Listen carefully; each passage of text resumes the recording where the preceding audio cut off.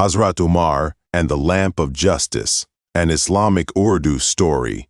In Medina, Hazrat Umar bin al-Khattab was the caliph. He was famous for his bravery, honesty, and justice.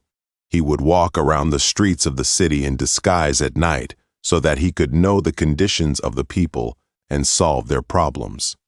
It is mentioned that one night there was silence in Medina. The moon was shining in the sky and a cool wind was blowing.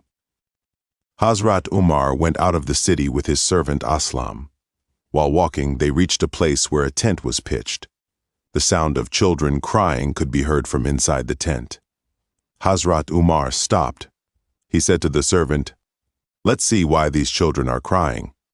When he approached the tent, he saw a woman sitting with a pot on the hearth of the fire while some children were crying with hunger. Hazrat Umar greeted him and asked, "Sister, why are the children crying?" The woman replied, "They are hungry and have not eaten their fill for many days." Hazrat Umar pointed to the pot and asked what is cooking in this pot. Tears welled up in the woman's eyes. She said, "It contains only water and a few stones. I am deceiving the children so that they think that food is cooking and perhaps they will fall asleep while waiting." Hearing this, Hazrat Umar's heart trembled. He asked, "Who is responsible for your condition?" The woman said, "Caliph Umar, if he had known about our situation, we would not have been hungry."